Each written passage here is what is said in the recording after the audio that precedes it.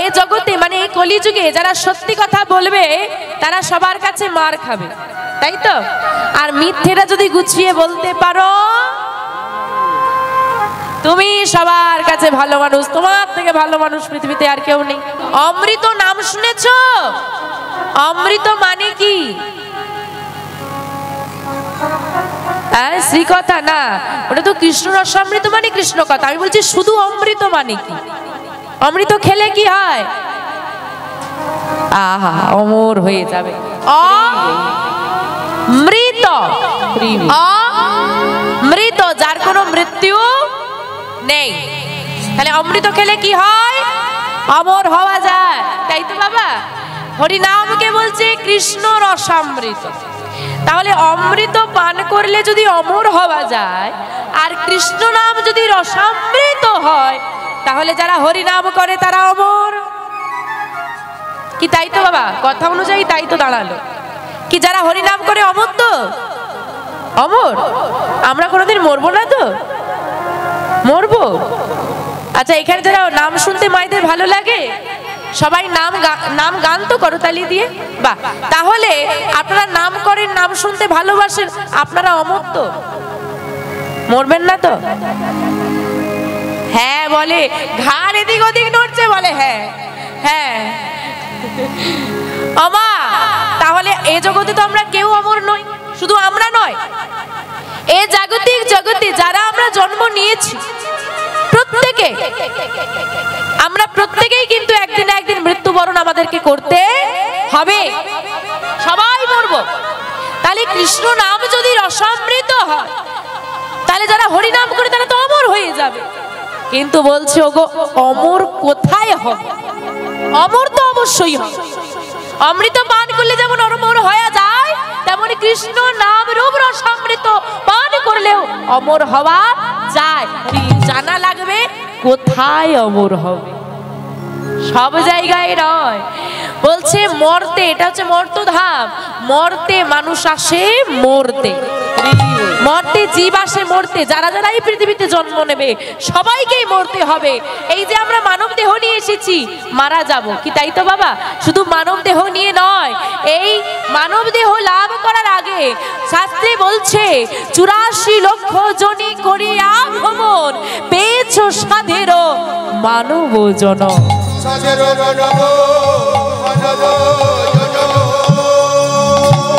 এই যে বাবা মরে যাব কথাটা বলছি না, এর আগে 84 লক্ষ বার মরে গেছি, আবার মরতে এসেছি। তাই এখানে তো জন্ম মৃত্যুর খেলা চলতেই থাকবে। যারাই আসবে, যারাই জন্ম নেবে তাদেরকে মৃত্যুবরণ করতে হবে।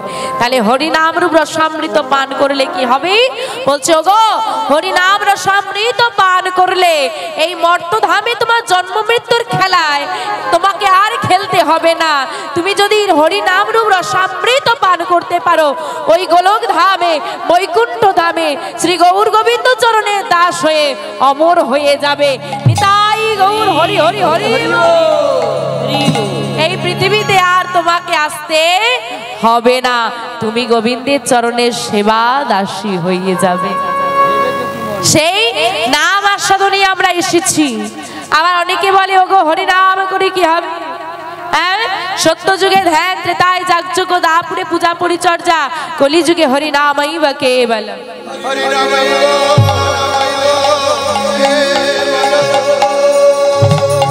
মাগো, চারটে যুগের মানুষই যুগ সাধনা করেছে। আমরা হচ্ছে কলিযুগের মানুষ। আমাদের সৌভাগ্য যে আমরা কলিযুগে জন্ম নিয়েছি। কেন জানো মা? ও মা, আমাদের যুগ কটা? চারটে, সত্য, ত্রেতা, দাপর, কলি। সব থেকে খারাপ যুগ কোনটা গো? জোরে বলো। কলিযুগ খারাপ, এক কথাই কলিযুগ খারাপ। হরি বল হরি বল। কলিযুগের যে গুণাবলী তা বর্ণনা করেছেন পদকর্তা তুলসী দাস। তিনি বলছেন কি, সচ কহে তো মরে লঠা, ঝুটা জগত ভুলাवे রে, গোরস গলি গলি ঘুমে ভাই রে, সুরা বৈঠলু বিকায়। घर का बहुरी प्रीत न पावे, प्रीत चरावे दासी, कलियुग तेरा तब लगे और हंस सच कहे तो मारे लठौआ এই জগতে মানে এই কলিযুগে যারা সত্যি কথা বলবে তারা সবার কাছে মার খাবে তাই তো আর মিথ্যেটা যদি গুছিয়ে বলতে পারো তুমি সবার কাছে ভালো মানুষ তোমার থেকে ভালো মানুষ পৃথিবীতে আর কেউ নেই গোরস গো মানে কি গো গো মানে গাভী বলছে গোরস মানে গাভীর দুগ্ধ গলিতে গলিতে বিক্রি হবে হ্যাঁ গোয়ালা আপনার বাড়ি বাড়ি আসবে কিন্তু মানুষ নেবে না কত পরিশ্রম রোদে ঘুরে ঘুরে বিক্রি করছে সুরা বৈঠল বিকায় যেজন সুরা বিক্রি করবে তাকে আর গলিতে গলিতে আসা লাগবে না জঙ্গলে এক জায়গায় বসে বিক্রি করলেই সেখানে ভিড় জমে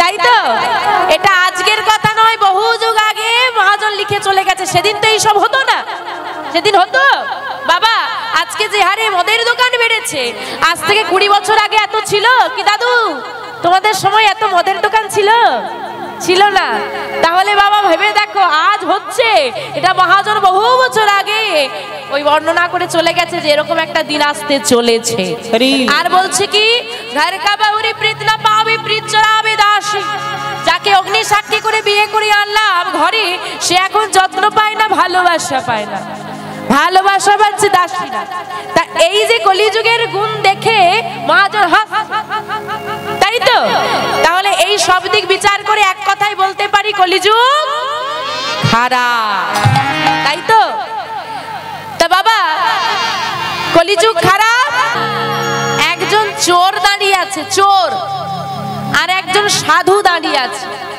তুমি গিয়ে কাকে প্রণাম করবে সাধুকেই করবে কেন চোরকে করবে না কেন ও চোর বলে প্রণাম করা যাবে না আর যাকে প্রণাম করছো সাধুকে ও যদি সাধু বেশি চোর হয়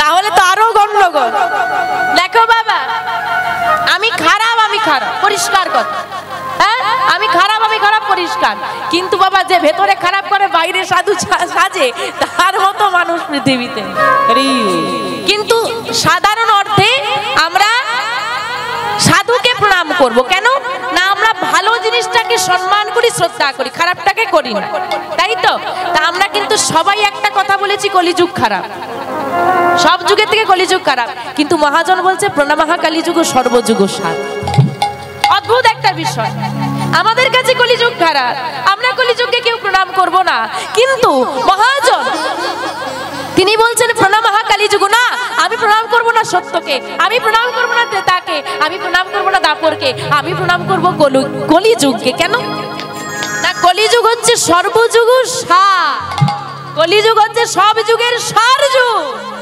শুধু বাবা যুগটা সার বলে যুগ খারাপ নয়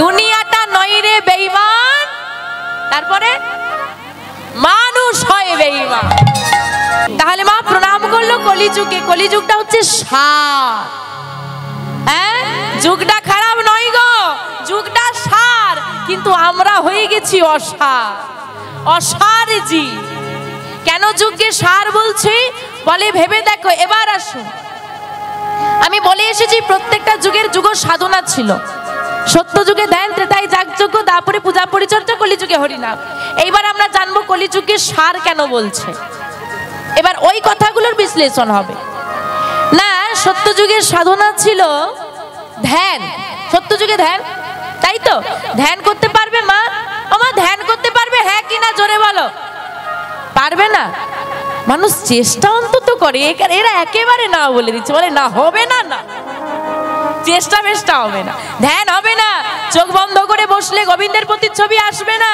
কি কালকে রান্না হবে সেই চিন্তা আসে কি করে ব্যবসাটা বাড়াবো এই চিন্তা আসে হলো না ধ্যান হলো না ত্রেতা যুগে যাগযজ্ঞ ত্রেতা যুগের সাধনা যাগযজ্ঞ করতে হবে মঙ্গল উদ্দেশ্যে এখন বাবা যাগযজ্ঞ আমাদের দ্বারা হবে হবে না হবে না হবে না বহু টাকা খরচা করব কি করে কিন্তু কলিযুগেও কিন্তু একটা যজ্ঞ আছে বাবা শুধু যে ত্রেতা যুগে যজ্ঞ ছিল এমনটা নয় কলিযুগেও একটা যজ্ঞ আছে কি যজ্ঞ নাম যজ্ঞ তাই তো কিন্তু বাবা যেমন ত্রেতা যুগের যজ্ঞ সবার পক্ষে করানো সম্ভব নয়, এই কলি যুগের নাম যজ্ঞ সবাই করাতে পারবে? ও মা, বাড়িতে কীর্তন করাতে পারবে? পারবে না? পারবে? সবার বাড়িতে আমাকে কিন্তু ডাকতে হবে, তাহলে আবার খোঁজ নিয়ে নেবে যে বাবা আমাকে নিয়ে এসেছে, আমি কিন্তু এমনি আসি না। সত্যি কথা বলতে ভয় নেই। রাধে রাধে। ও মা, কেন করাতে পারবে না এবার বলো, পরিষ্কার কথা, একদম বাংলায় বলো, জোরে বলো। এই টাকা, দেখো যতই বলি টাকার পিছনে ছুটো না, ঘুরে ফিরে কিন্তু একই জায়গায় এসে ফিরে গেলাম। টাকা না হলে এটাও হবে না। আরে আমি আসবো না, অন্যের দোষ পরে দেখবো, একটা আঙুল অন্যের দিকে তুললে বাকি আঙুলগুলো নিজের দিকে, তাই নিজে আগে স্বীকার করে নেওয়া ভালো। তা বাবা, এখান থেকে একটা পরিষ্কার কথা দাঁড়িয়ে গেল, অর্থ পরমার্থের মূল, অর্থ অনর্থের মূল। বাবা ব্যবসা করে, আজকে ব্যবসা করে 200 টাকা বেশি রোজগার হয়েছে, কি 500 টাকা বেশি লাভ হয়ে গেছে, কি করব? হ্যাঁ, যাই একটু মন্দিরে প্রভুকে দক্ষিণা দিয়ে যাই, যাই আজকে বেশি রোজগার হয়েছে, বাড়িতে গোপালের জন্য একটা সুন্দর পোশাক নিয়ে যাই, কি একটা সুন্দর মিষ্টান্ন নিয়ে যাই, সেবা দেব। কি করব? এখানে বৈষ্ণব সেবা হচ্ছে, কিছুটা দান করি। বা 200 টাকা বেশি রোজগার হয়েছে, কি করব? 500 টাকা বেশি হয়েছে, কি করব? একটা শ্রীমদ্ ভাগবত গীতা কিনে নিয়ে বাড়িয়ে যাই। এটা হচ্ছে পরমার্থ সাধন। এটা কম লোক করে। বেশিটা কি হয়? আজকে এই 500 টাকা বেশি হয়েছে, কি করি? দেখ অনেকদিন হয়নি, একটু ফোন করে দি, কিরে কোথায় আছিস, ফ্রি আছিস, একটা নিয়ে চলে আয়, আজকে 500 টাকা বেশি রোজগার হয়েছে, আমার দিক থেকে খরচাটা। এটা হলো কি? অনর্থ সাধন। তাহলে অর্থ পরমার্থের মূল, অর্থ অনর্থের মূল। ধর্মক্ষেত্র কুরুক্ষেত্র, শ্রীমদ্ ভাগবত গীতায় প্রথমেই বলছে ধর্মক্ষেত্র কুরুক্ষেত্র। ধর্মক্ষেত্র কোথাও নেই, কুরুক্ষেত্র কোথাও নেই, সব আছে এই দেহের মধ্যে, সবই এই দেহের মধ্যে আছে। ধর্মক্ষেত্র হচ্ছে ভালোর দিক, কুরুক্ষেত্র হচ্ছে খারাপের দিক। একটা মানুষের মধ্যে সব ভালো হতে পারে না, আবার সব খারাপও হতে পারে না। যে ডাকাত, যে খুন করে, তার মধ্যেও একটা ভালো দিক আছে। ডাকাতদের মধ্যে ভালো দিক কি আছে, কি বলুন তো? আমরা কথা পেটে রাখতে পারি না, এর কথা তাকে বলে দিই, তার কথা ওকে বলে দিই। একজন যদি ডাকাত দলের ধরা পড়ে যায়, মরে যাবে, তবু পুলিশের কাছে মুখ খুলবে না। গুণ দেখেছেন যে আমি মরবো, বাকি জন যেন ধরা না পড়ে। তার মধ্যেও ভালো কিন্তু আছে কিছু। তাই বলছে, তাই তোমার মধ্যে তুমি তোমার হৃদয়টাকে ধর্মক্ষেত্রে পরিণত করবে নাকি কুরুক্ষেত্রে পরিণত করবে, সেটা তোমার ব্যক্তিগত ব্যাপার। রোজগার সবাই করে, আজকের জগতে রোজগার সবাই করে, কিন্তু সৎ পথে লাগাতে সবাই পারে না। হরি বল, হরি বল। যাই হোক মা, তাহলে ত্রেতা যুগে যজ্ঞ চলে গেল, দাপর যুগে এলো পূজা। কি গো মা, পূজা পাঠ করতে পারবে তো? হবে না? হবে না? হবে, পুজোটা হবে, বাড়ি বাড়ি হয়, কিন্তু পূজা হয় মা, পূজাটা নিঃস্বার্থ আর হয় না। পূজাটা নিঃস্বার্থ হয় না। ভগবানকে বলে আসি, ও ঠাকুর, তোমার পূজায় এই দেব, ওই দেব, সেই দেব, যদি আমার ছেলেটা চাকরি পায়, যদি না পায় তাহলে আর দেব না। নিঃস্বার্থ কিছুই নেই। বেছে বেছে বাবুরে ছোট গামছাটাই আনি, যত কম খরচা হয়। পচা কলাগুলো যত আছে ওই নারায়ণের ভাগ্যেই পড়ে। এই হচ্ছে আমাদের মানসিকতা। কিন্তু কলিযুগ এলো, কলিযুগ। কলিযুগে আজকে এখানে আমরা এত মানুষ একত্রিত হয়েছি, বহু মানুষ আছে। অদ্ভুত বিষয়, আপনার দুটো নয়ন, আমার দুটো নয়ন, আপনার দুটি হস্ত, আমার দুটি হস্ত, আপনার দুটি চরণ, আমার দুটি চরণ, আপনার দুটি শ্রুতিমূল, আমার দুটি শ্রুতিমূল, আপনার দুটি নাসিকা ছিদ্র, আমার দুটি নাসিকা ছিদ্র, আপনার একটু বদন, আমার একটি বদন, কিন্তু আপনি আমার মতো দেখতে নয়, আমি আপনার মতো দেখতে নয়। আর অদ্ভুত হচ্ছে মন। আপনার মনে কি চলছে আমি বলতে পারবো না, আমার মনে কি চলছে তুমি বলতে পারবে না, কিন্তু এখানে যারা আমরা সবাই আছি, প্রত্যেকের একটা মানসিকতা এক, একটা, সবার এক, সবার যতজন আছি। কি মানসিকতা? দেব কম, জোরে বলো। সবার আছে না এই মনোভাব? এই জন্যই কলিযুগ। তোমাকে গৃহত্যাগ করে ধ্যান করতে হবে না, টাকা খরচা করে যাগযজ্ঞ করতে হবে না, তোমাকে ওই ঘটা করে পূজা অর্চনা করতে হবে না। ঘরে বাসন মাজো, রান্না করো, অফিসে কাজে যাও, সব করো, হাতে করো কাম আর মুখে বলো নাম নিতাই গৌর হরি হরি হরি বল। তাই বলছে কি, প্রাণামহা কালীযুগ সর্বযুগ সার। সার কেন? হরি নাম সংকীর্তন যাহাতে প্রচার। যে কলিযুগে হরি নামের প্রচার, যে কলিযুগে নাম করলে উদ্ধার পাওয়া যায়, এত সহজ উপায়ে ভগবান কৃপা পাওয়া যায়, সে যুগের মতো যুগ হয় না আর হওয়ার নয়। তাই আসুন সবাই মিলে আমরা একত্রিত হয়েছি, শুধু নাম করলে হবে না, সাধু সঙ্গ করে নাম করতে হবে, তাই তো? কারণ প্রত্যেকটা শাস্ত্রে বলেছে সাধু সঙ্গ সর্বশাস্ত্রে কয়, লওয়া মাত্র সাধু সঙ্গ জীবের চিত্ত শুদ্ধি হয়।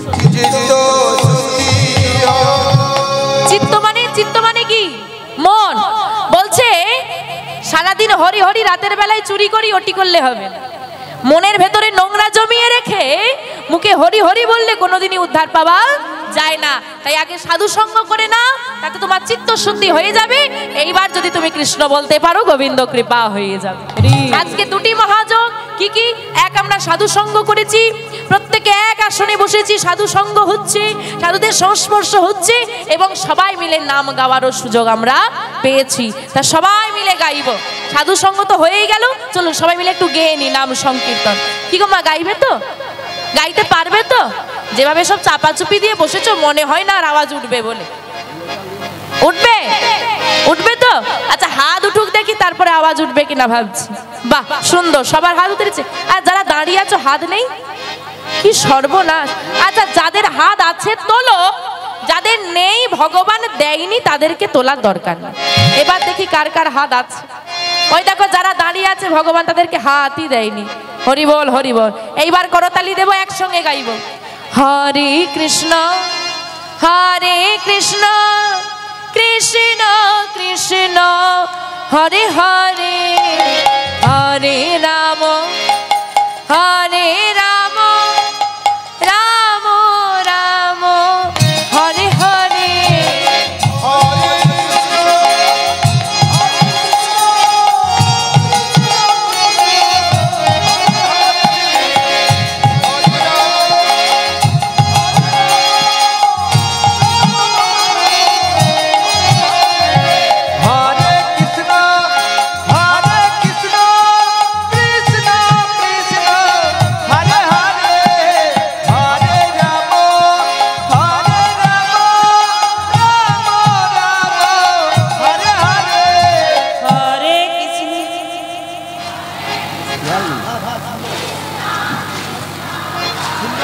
আমার কোনো দরকারই নেই।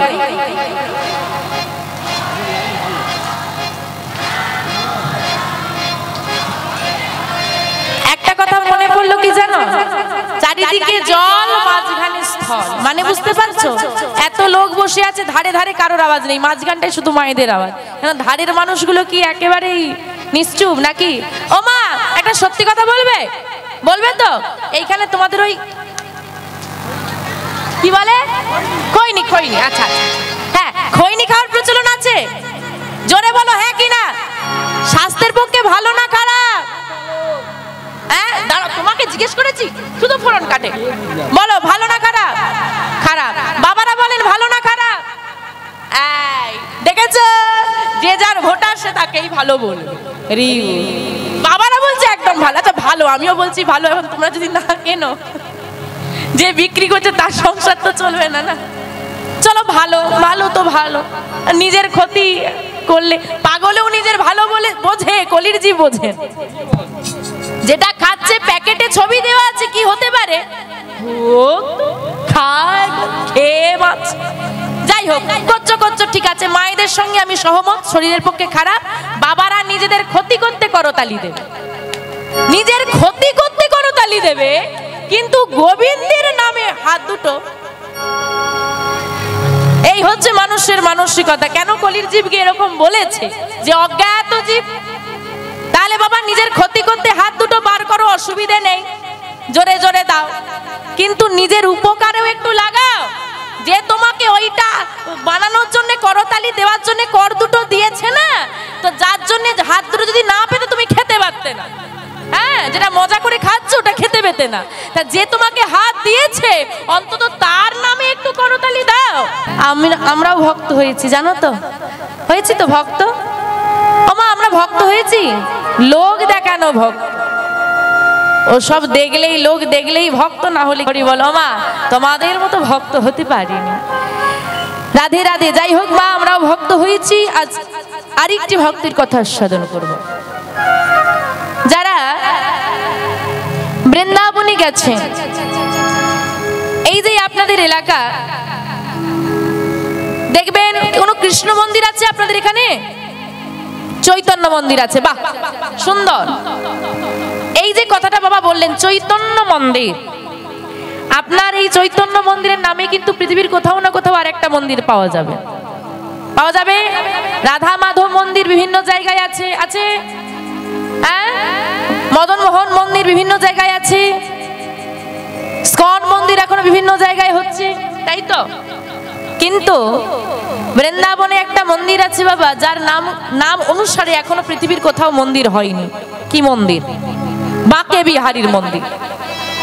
বিভিন্ন মন্দির বিভিন্ন জায়গায় আছে, অনেক নাম আছে, একই নামের বিভিন্ন মন্দির আছে।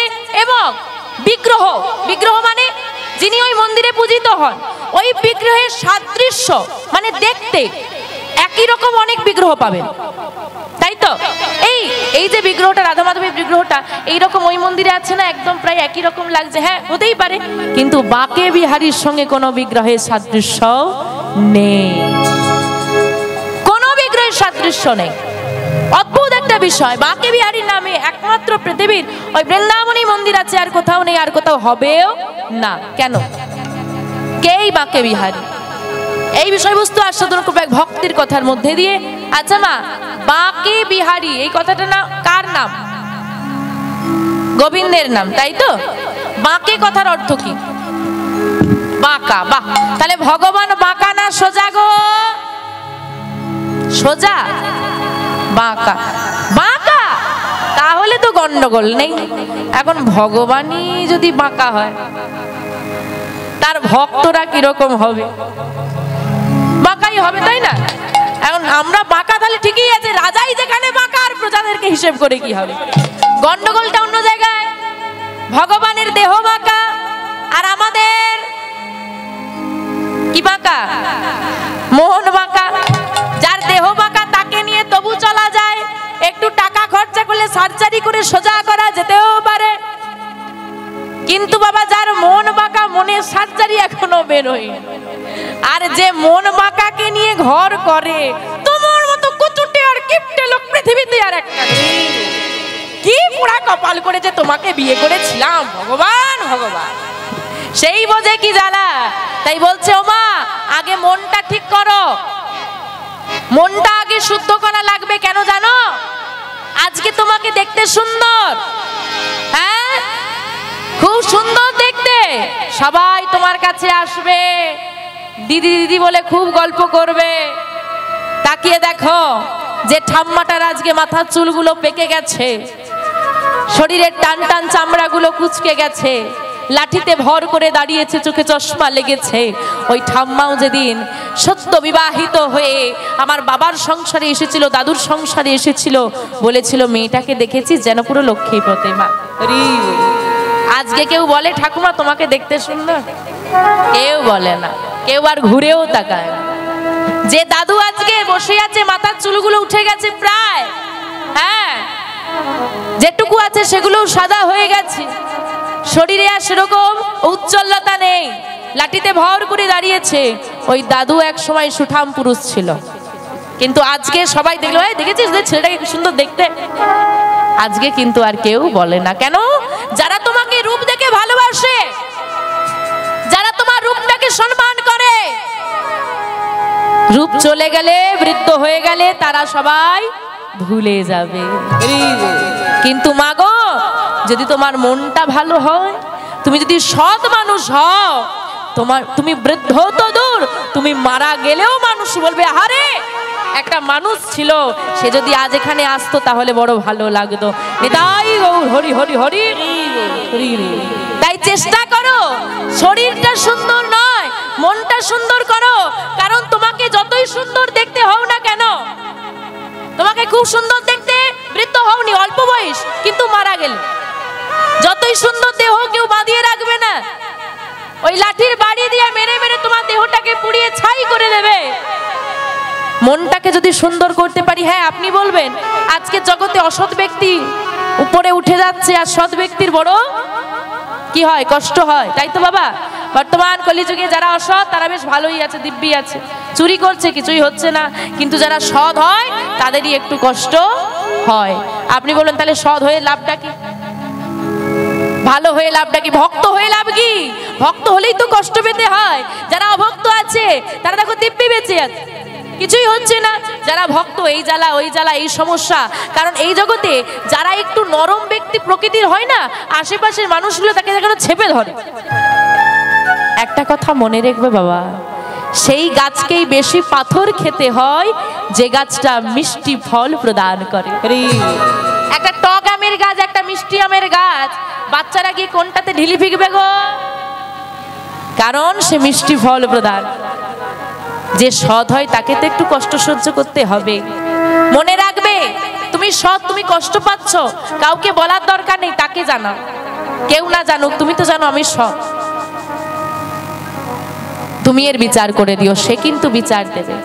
সব জায়গায় তুমি উত্তর দিতে যেও না। কেউ তোমাকে অপমান করছে, চুপ করে যাও। এখন ট্রেনে দুজন ব্যক্তি যাচ্ছে, এগুলো আমাদের সামাজিক শিক্ষা। আমরা সমাজে এমন কিছু ব্যবহার করে ফেলি যেগুলো আমাদেরকে লোকের কাছে ছোট করে দেয়। আমি ভালো কিন্তু ছোট হয়ে যাচ্ছি। দেখুন একটা প্রত্যক্ষ উদাহরণ দিই। ট্রেনে দুজন ব্যক্তি উঠেছে, একটা বিষয় নিয়ে দুজনে খুব তর্কাতর্কি হচ্ছে, খুব তর্ক চলছে। সামনের ব্যক্তিগুলো বিরক্ত হচ্ছে কিন্তু বলতে পারছে না মুখের ওপর কিছু। কেউ চিৎকার করলে, সবাই ধরুন আমরা যখন কাজ থেকে ফিরছি ক্লান্ত, এবার একটু রেস্ট করছি, যদি কেউ চিৎকার করে ভালো লাগে। দুজনে তর্ক করছে। একজন শিক্ষিত, উচ্চ শিক্ষিত, সে একজন মধ্যবিত্ত শিক্ষিত, ব্যবসা করে, এরকম একটা ব্যক্তির সঙ্গে তর্ক করছে, কিন্তু সে কিন্তু চাকরি করে। তর্ক করছে তো যে সরকারি চাকরি করে সে ভুল বলছে, কিন্তু সারে তর্ক করে যাচ্ছে কেন? যে আমি যদি হেরে যাই তাহলে লোক ভাববে কি আমি মূর্খ, কিন্তু আমি তো মূর্খ নয়, ওর থেকে তো আমি শিক্ষিত, তার মানে আমাকে জিততে হবেই। যে মূর্খ, যে কম শিক্ষিত, সে বলছে ঠিক আছে তুমি জিতে গেছো, না হ্যাঁ আমি ভুলছিলাম, হ্যাঁ ওটাই ঠিক। সে চুপ করে গেল। এর থেকে কি প্রমাণ হলো? অপোজিটের ব্যক্তিটা বলছে ওনার মধ্যে পুঁথিগত বিদ্যা আছে, আপনার মধ্যে সামাজিক শিক্ষা আছে। পুঁথিগত বিদ্যা দিয়ে টাকা রোজগার করা যায়, সামাজিক শিক্ষা থেকে মানুষের মনে জায়গা করে নেওয়া যায়। নিতাই গৌর, হরি হরি হরি। পুঁথিগত বিদ্যা দিয়ে টাকা রোজগার করা যায়। আমি এমএ পাস করেছি, আমি বিএ পাস করেছি, আমি শিক্ষিত, আমার শিক্ষিতের সার্টিফিকেট আছে, কিন্তু আমি শহরে চাকরি করি, আমার বাবা মা গ্রামে পড়ে আছে, তাদেরকে দেখি না। আমি চাষি, ক্লাস 4 পাস করেছি, চাষ করে খাই, সকাল হলে আমি আমার পিতামাতাকে প্রণাম না করে ঘরের বাইরে বেরোই না। শুনে রাখো, শিক্ষিত, মন দিয়ে শুনবেন মা, কথাটা গুলিয়ে যাবে কিন্তু। শিক্ষিত মাত্রেই মানুষ নয়, মানুষ মাত্রই শিক্ষিত। শিক্ষিত মাত্রই মানুষ নয়, মানুষ মাত্রই শিক্ষিত। মানে যে শিক্ষিত তাকে আপনি মানুষ বলতে পারবেন না। কেন? ওই যে বললাম পুঁথিগত বিদ্যায় ভরে গেছে, বাবা মাকে দেখে না, সে কিন্তু মানুষ নয়। ওর মধ্যে পুঁথিগত বিদ্যা আছে, মানবিকতা নেই, ও মানুষ নয়। আমি চাষি, চাষ করে খাই, আমার মধ্যে পুঁথিগত বিদ্যা নেই, আমি মানুষ, আমাকে কিন্তু শিক্ষিত বলা যাবে। কেন? আরে সামাজিক শিক্ষা তো আছে। মানুষ মাত্রই শিক্ষিত, শিক্ষিত কিন্তু মানুষ হতে পারে না। তাই প্রত্যেককে বলছি মা, আগে মানুষ হওয়া লাগে। তা আমরা কি মানুষ নই, গরু ছাগল? কি আমরা কি মানুষ নই? ওমা মানুষ তো আমরা, হ্যাঁ কিনা জোরে বলো। আমরা মানুষ না মানহুস।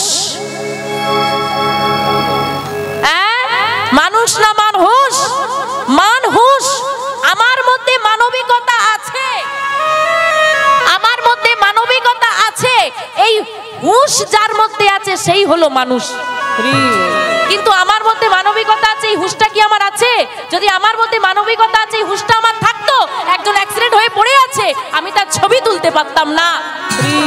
আমার মনটা কেঁপে উঠতো, ভেবে উঠতো মানুষটাকে তুলে কোথায় নিয়ে যাব সেটা দেখতাম, ছবিটা আমার ফোনে উঠতো না। আমার মধ্যে মানবিকতা আছে, এই হুঁশটা আমার নেই বলেই আমি মানুষ হয়ে গেছি, মানুষ হতে পারিনি। কোথাও একটা সমস্যা হচ্ছে, রাস্তায় একটা ব্যক্তিকে ধরে লোকজন মারছে, দাঁড়িয়ে দাঁড়িয়ে মজা নিচ্ছি, ভিডিও করছি। আমার মধ্যে মানবিকতা থাকলে এটা আমি করতে পারতাম না। আজকে বহু সন্তান ছোট্ট ছোট্ট বাচ্চাদেরকে রাস্তায় ফেলে দিয়ে মায়েরা পালিয়ে যাচ্ছে। পাপ তুমি করেছো, ওই বাচ্চাটা করেনি।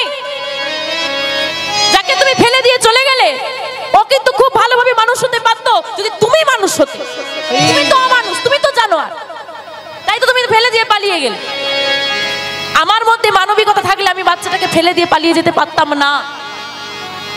আমার মধ্যে মানবিকতাটা যে আছে, আমি যে মানুষ, আমি যে বাঘ নই, আমি সিংহ নই, আমি পাখি নই, আমি বিড়াল নই, আমি মানুষ। সেই মানবিকতা আমি যে কলির জীবের মধ্যে শ্রেষ্ঠ জীব।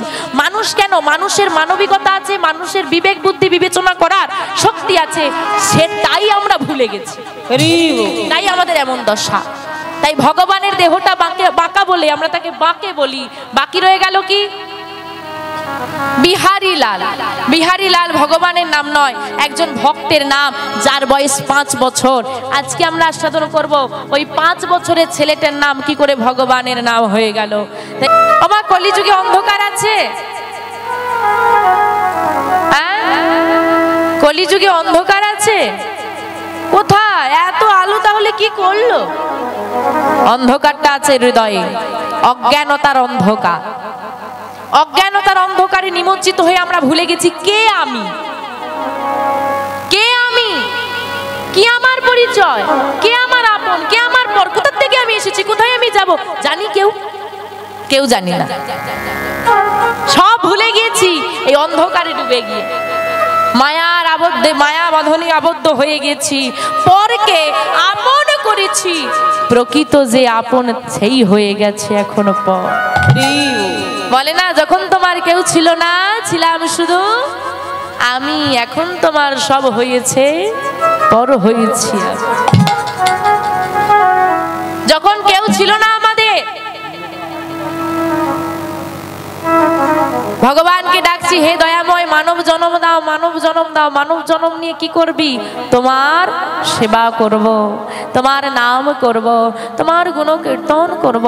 তাই বুঝি বেশ নে, তাই দিলাম, তাই দিলাম। দিল কি করে? মানব জন্ম দিল, মাতৃগর্ভে আসতে হবে কি, তাই তো? 10 মাস 10 দিন হেড মুন্ডে ঊর্ধ্ব পদে তপস্যা হচ্ছে। হ্যাঁ, সারা দেহটাকে, নরম দেহটাকে কৃমিকীট কুড়ে কুড়ে খাচ্ছে, ব্যথা করছে। আবার তখন অন্ধকার চারিদিকটা, হে দয়াময় এটা তুমি কোথায় পাঠালে? চারিদিক অন্ধকার, সারা দেহে কৃমিকীটের কামড়, বড় জ্বালা করছে, এবারও মুক্তি দাও। কেন? মানব জন্ম নিবি বলেছিলি, এখন আর আমাকে ডাকছিস কেন? তোর মা আছে, বাবা আছে, তোর দিদি আছে। হ্যাঁ গো মা, মাতৃগর্ভে সন্তান আছে, সে কিন্তু আমাদের কাউকে চেনে না। সন্তান যখন জন্ম দেয় সে তার মাকে চেনে? হ্যাঁ কি না? জন্ম নিলে মাকে চেনে? অদ্ভুত বিষয়, যার গর্ভে 10 মাস 10 দিন থাকলো, সে খেলো বলে সে খেতে পেলো, মা খেলো বলে সে খেলো, মা ঘুমোলো বলে সে ঘুমোলো, কিন্তু সেই তো চেনে না কে মা, কে মা। আমি কোনো মাকে চিনি না, আমি শুধু তোমাকে চিনি। যে যাকে নিয়ে এত ঘটা করে অনুষ্ঠান, অন্নপ্রাশন হবে অনুষ্ঠান, সে যখন আসছে বাবা পৃথিবীতে, সে বলে আমি কাউকে চিনি না। কিন্তু আমরা ভেবে রেখে দিয়েছি আমি মা হব, আমি বাবা হব, আমি কাকা হব, আমি দাদা হব। সে কিন্তু কাউকে চেনে। জন্ম নিল তখনও বলছে প্রভু তুমি আমাকে কৃপা করো। যখন কেউ ছিল না তখন আমাকে ডাকলি, আর যেই না বড় হয়ে গেলি, হ্যাঁ মাতা পিতা সবাইকে পেয়ে গেলি, আমি পর হয়ে গেলাম, আবার পর করে দিলাম। আবার যখন বৃদ্ধ হয়ে গেলাম, আবার গোবিন্দের কাছে ফিরে যাওয়ার সময় হলো, যখন স্বামী নেই, ছেলে আর বলছে বুড়ি এবার মরলে বাঁচি, হড় জ্বালানি বুড়ি মরেও না, জ্বালাতেও ছাড়। যখন ছেলেও দুধ ছাই করছে, তখন আবার ডাকছি ও গোবিন্দ কোথায় গো। যখন সবাই দুধ ছাই করছে, তখন আবার গোবিন্দের কাছে ফিরে যাচ্ছি। এই তো হয়েছে আমাদের দশা। কিন্তু মাগো, আমাদের মতো কলিহত জীবকে উদ্ধার করাবার জন্য বলছে কি, কলি ঘোর তিমিরে গোড়া আসিল জগজনে, ধর্ম কর্ম রহু দূর। ধর্ম কর্মটা যখন দূর হয়ে গেল, এই অন্ধকারটাকে দূরীভূত করার জন্যে আমার গৌর হরি নেমে এলেন। আজ থেকে 537 বছর পূর্বে 1407 শকাব্দের 23শে ফাল্গুন 1486 খ্রিস্টাব্দে দোল পূর্ণিমা তিথিতে এই ভারতবর্ষের মাটিতে, পশ্চিমবাংলার মাটিতে, জেলায় নবদ্বীপ ধামে সচি মায়ের কোল আলো করে নেমে এলো একটা ছেলে। নিম্ন বৃক্ষের তলায় জন্ম নিল বলে বা আবির্ভাব হলো বলে অদ্বৈত আচার্যের স্ত্রী সীতা ঠাকুরানী নাম রাখলো নিমাই। নিমাই বড় হতে শুরু করলো, 24 বছর বয়স হলো। 1407 শতাব্দে আবির্ভাব, 1431 শতাব্দে হিসাব করে নিন, 24 বছর। বর্ধমান জেলার কাটোয়ায় কেশব ভারতী মহাশয়ের কাছে সন্ন্যাস মন্ত্রে দীক্ষিত হলেন। তখন গিয়ে তার নাম হলো শ্রীকৃষ্ণ চৈতন্য মহাপ্রভু। বলিয়ে শ্রীকৃষ্ণ চৈতন্য মহাপ্রভু কি, শ্রীকৃষ্ণ চৈতন্য মহাপ্রভু কি।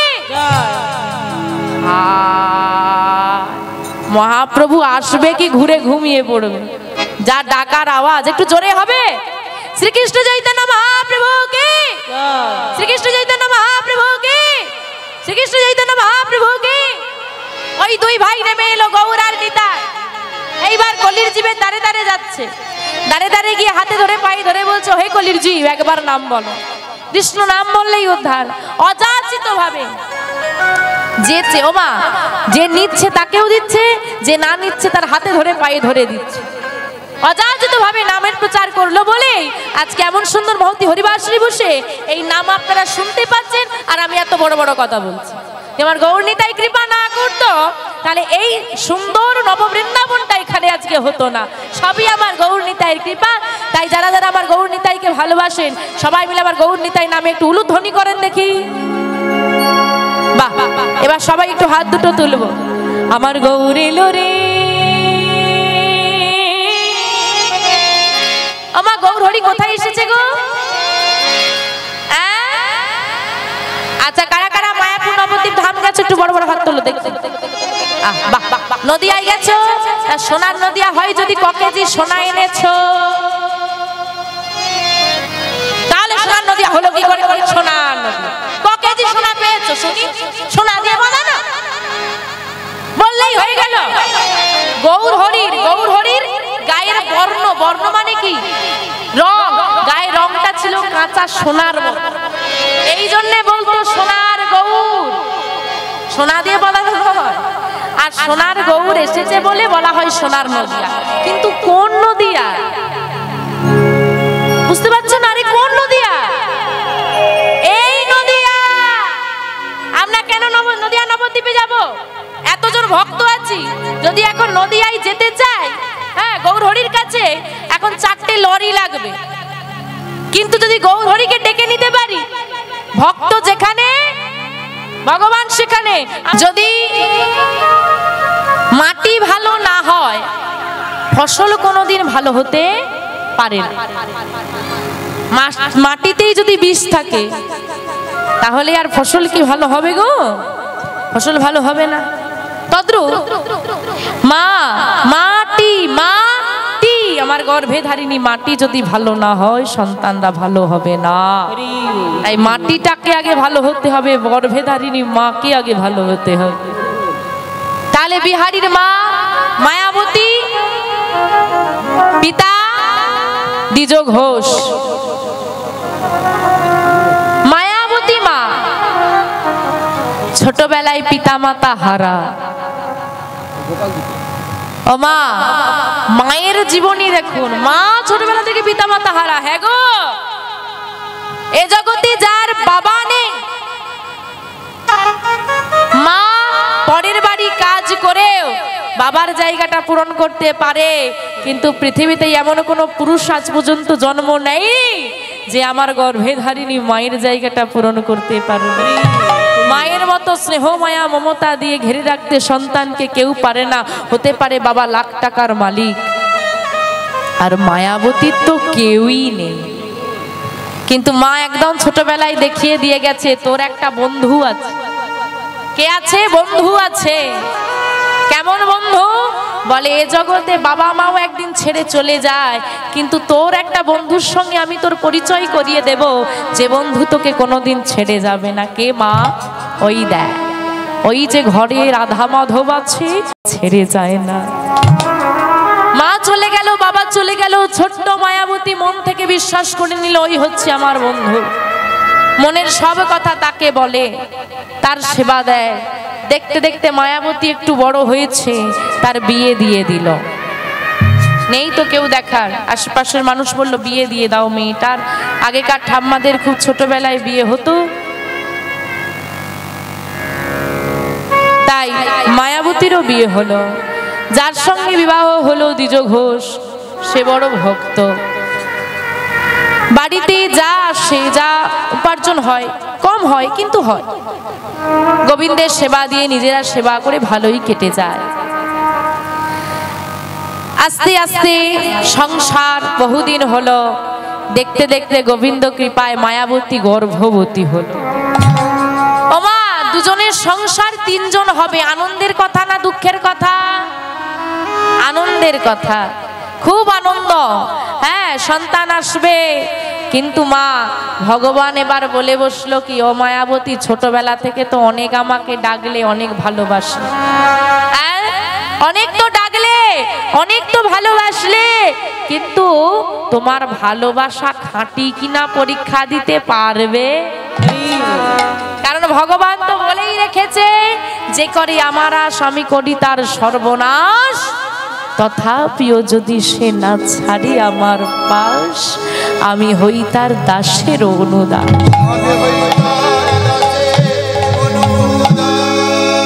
কিন্তু তার আগে পরীক্ষা দিতে হবে। আমি দাস তো হবই, কিন্তু তার আগে পরীক্ষা করব না তুমি কত বড় ভক্ত। শুরু হলো মায়াবতীর পরীক্ষা। খুব আনন্দ, দুজনের সংসারে তিনজন হবে। কিন্তু মা গর্ভবতী হওয়ার কিছু মাস পরে মায়াবতীর স্বামী দ্বিজ ঘোষ মারা গেল। একটা মেয়ের বাবা মা নেই, স্বামী নেই, সে আবার গর্ভবতী, এবার সে কি করবে বলে দাও। ওই রাধা মাধবের কাছে গিয়ে কাঁদি আর বলে, ওগো মাধব, সবাইকে যখন মেরে দিয়েছ, আমাকেই বা বাঁচিয়ে রেখেছ কোন আশায়?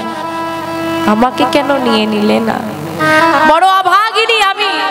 ছোটবেলায় বাবা মায়ের ভালোবাসা পেলাম না, স্বামীর ভালোবাসা পেতে দিলে না। গর্ভের সন্তান, আমি সন্তানকে বাঁচাবো কি করে? আমি মানুষ করব কি করে? কোন পথে যাব আমি বলে দাও। মাগো, আমরা যখন বিপদে পড়ি ভগবানকে দোষারোপ করি, তুমি সব আমাকে দুঃখ দিয়েছ, তুমি কষ্ট দিয়েছ। এমনটা নয় গো, ভগবান কাউকে কষ্ট দেয় না, পরীক্ষা করে। হ্যাঁ, সে কি আমার শত্রু? না, তার উপর বিশ্বাস রাখো। যে বিশ্বাসটা আমাদের কারোর নেই, বিশ্বাসটাই তো নেই। ভগবানের চরণে যদি তোমার দৃঢ় বিশ্বাস হয়ে যায় না, তাকে বিশ্বাস করার ফলটা কি জানো? এ জগতে আমরা যাকে বিশ্বাস করি সে আমাদেরকে ঠকায়, মানুষ আমাদেরকে ঠকায়, তবু আমরা মানুষের প্রতি বিশ্বাস করি। কিন্তু তাকে বিশ্বাস করলে এটুকু গ্যারেন্টি, সে কোনোদিন তোমাকে ঠকাবে না। তার উপর বিশ্বাস লেগে সে কখনো তোমাকে হারতে দেয় না। কিন্তু বিশ্বাসটাই তো নেই। মায়াবতী বসে বসে চিন্তা করছে, কি করব আমি? ভাবছো বসে, চলবে কিসে? তুমি ভাববার কে? যার ভাবনা সে ভাববে, তুমি ভাবো শুধু তাকে। দেখতে দেখতে দিন যাচ্ছে, আশেপাশের মানুষের সহযোগিতায় মাতৃগর্ভে বেড়ে উঠছে বিহারী। দেখতে দেখতে 10 মাস 10 দিন পূর্ণ হলো।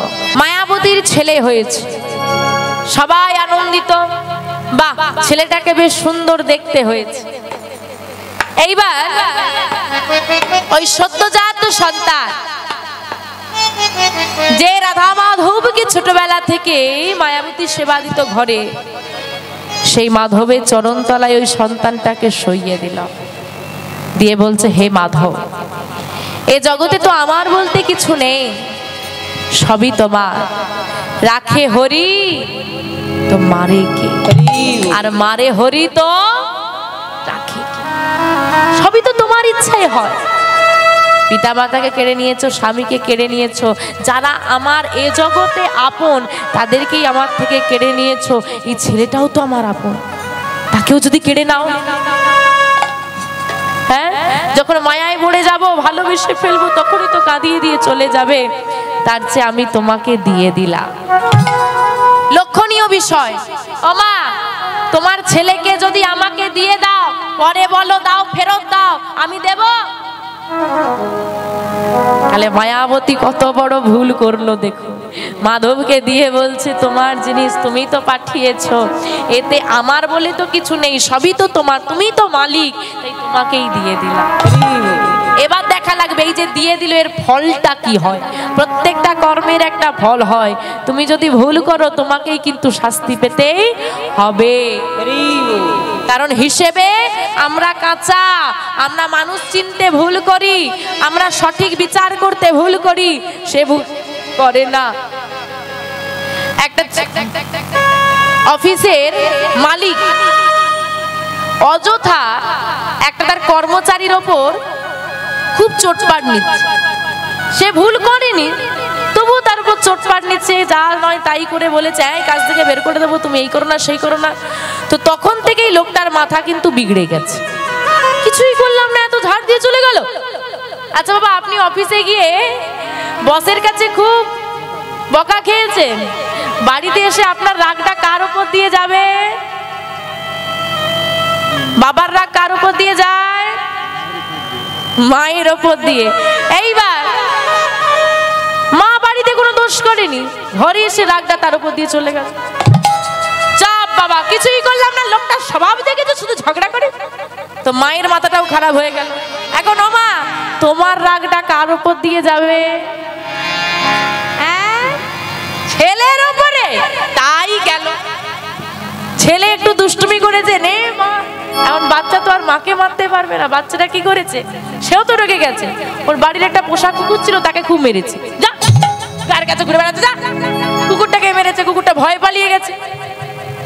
এখন কুকুরটা বাইরে এসে বসে আছে, আর যে বস ওই কর্মচারীকে বকা দিয়েছিল বিনা দোষে, সে ফোনে কথা বলতে বলতে যেতে যেতে কুকুরের পায়ে পা দিয়ে দিয়েছে, আর কুকুর দিয়েছে কামড়ে।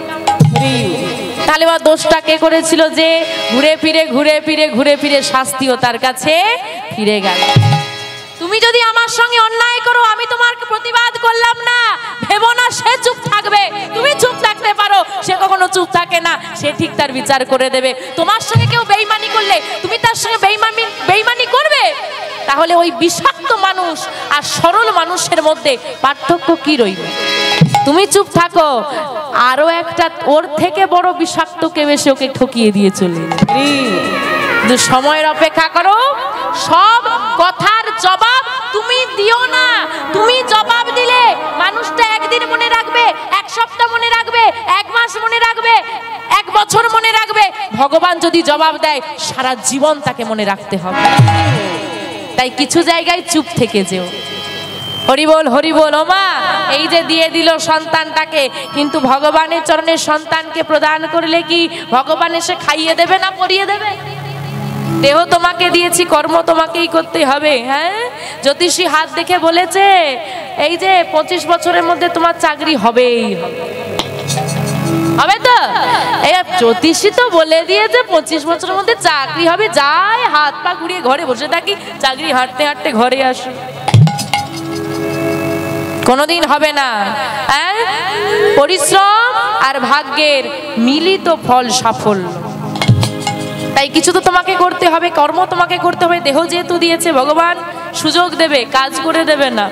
তাই কি করেছে মা, ওই মায়াবতী মা ছেলেটাকে কোলে তুলে নিয়ে চিন্তা করছে এবার কি করে ছেলেটাকে মানুষ করব।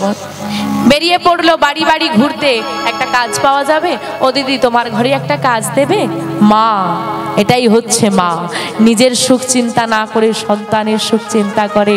যতদিন মা বেঁচে থাকে, মায়ের একটা ছেঁড়া আঁচল, তার আঁচলের শত ছিদ্র, 100টা ছেঁড়া, এত নোংরা, তবু সে আঁচলটা দিয়ে যদি সন্তানকে ঘেরে দেয়, তরবারির ক্ষমতা নাই ওই আঁচল ভেদ করে তাকে আঘাত করতে পারে। এটাই হচ্ছে মায়ের ক্ষমতা। মা ওই ছেলেটাকে কোলে নিয়ে বাড়ি বাড়ি বেরোলো, কিছু বাড়িতে কাজ জোগাড় করলো, কারো বাসন মেজে দেয়, কারো রান্নাটা করে দেয়, কারো ঘরটা মুছে দেয়, কিছু পাওয়া যায়, তা দিয়েই চলে সংসার। কিন্তু মা কাজ করতে হোক, সন্তানের মানুষ করতে গিয়ে, সন্তানের সেবা করতে গিয়ে ত্রুটি না হয়। কারণ ওই ছেলেটাকে যদি মানুষের মতো মানুষ করতে না পারি, ওই ছেলেটাই একদিন আমার দিকে আঙুল তুলবে। ওই ছেলেটা যদি চোর হয়, সবাই বলবে মায়ের শিক্ষাটা খারাপ। কেউ বলে না বাবার শিক্ষা খারাপ, কেউ বলে এই যে মেয়েরা বিয়ে হয়ে শ্বশুর বাড়ি যায়, যদি কাজে ভুল করে কি বলে, মা কিচ্ছু শেখায়, কি বলে তো, বলে বাবা কিছু শেখায়নি, সব দোষ মায়ের। তাই মাটা একটু ভালো হওয়া লাগবে। মা তাই কি করছে, ওই সন্তানকে শুইয়ে দেয়, কাজ করে, আর বদনে কৃষ্ণ নাম গায়। এই নাম গায়, আর সে ছেলেটা কি করে, ছেলেটা কি করে, শোনে, মা গাইছে, সে শুনছে। আজকে আপনারা কি করছেন, জোরে বলুন, শুনছেন। নববিধা ভক্তি, নববিধা ভক্তি, বিধান অনুযায়ী ভক্তি নটা।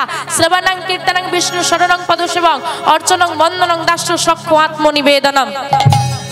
নটা ভক্তি, তার মধ্যে প্রথম কিন্তু শ্রবণ। শ্রবণের মধ্যে দিয়ে যত তাড়াতাড়ি ভক্তি আসে, অন্য কোনো পথে আসে না। ভক্তি মার্গের প্রথম হচ্ছে শ্রবণ। তাই মাগো শুনতে হবে। ওই ছেলেটা শুনছে, আর মা সর্বদা গায়, কি গায় গো, ভজ শ্রীকৃষ্ণ কহ শ্রীকৃষ্ণ লহ শ্রীকৃষ্ণে নাম রে।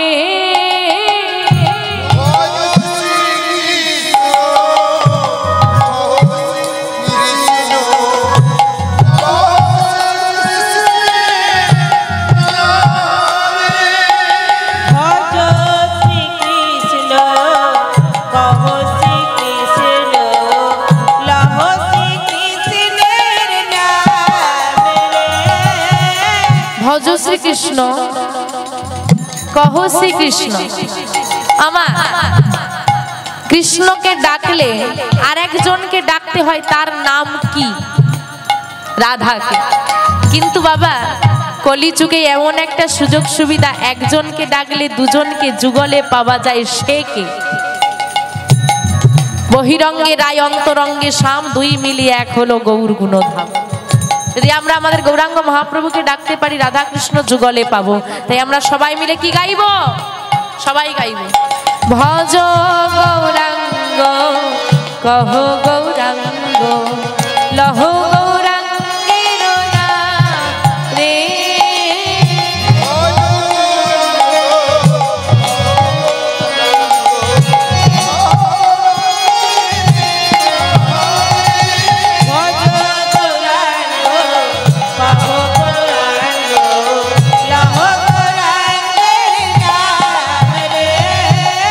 যে জনা গৌরাঙ্গ ভজে,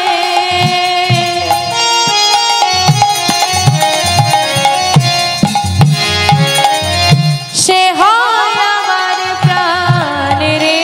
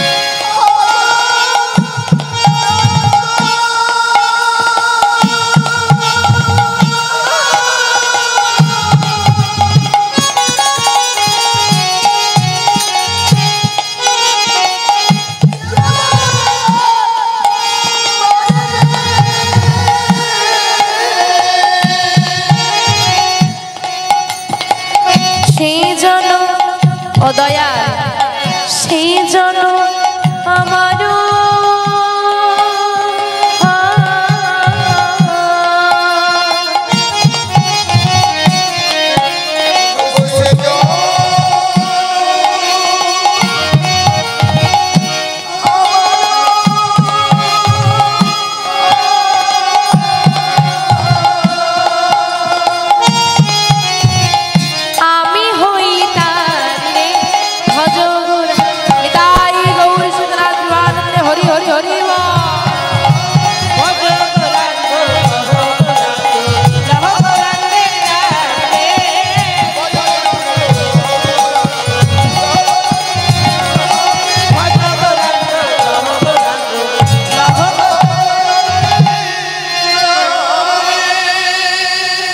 দেখতে দেখতে ছেলেটা বড় হচ্ছে। ভক্তিমতী মা ভক্তির জগতে বড় করে তুলছে ছেলেটাকে। ছেলেটার বয়স হয়ে গেল 5 বছর। আজকে 5 বছরের বিহারী। হ্যাঁ গো মা, সন্তান যদি বাড়ে সংসারের আয় বাড়বে, ব্যয় বাড়বে, কিন্তু কোনোভাবেই মায়ের আয় আর বাড়ছে না। ধীরে ধীরে সংসারে অভাব দেখা দিল। অভাব এখন চরমে। কিরকম অভাব? বিহারীকে সেবা দিয়ে, বিহারীর যত্ন নিয়ে মায়ের আর নিজের সেবা করার মতো ঘরে কিছু থাকে না। দিন দিন মায়াবতী মা শুকনো হয়ে যেতে শুরু করলো। ওই ছোট্ট ছেলেটা অনুভব করলো আমার ঘরে অভাব, আমাকে কিছু করতে হবে। কিন্তু কি করব আমি? কোন পথে যাই? মায়ের এরকম কষ্ট আমি আর দেখতে পাচ্ছি না। আমি কিছু একটা করবই করব। একদিন মা কাজ করছে আর সেই বাড়ির পাশে ছোট ছোট ছেলেদের সঙ্গে বিহারীও খেলা করছে। হঠাৎ কি যেন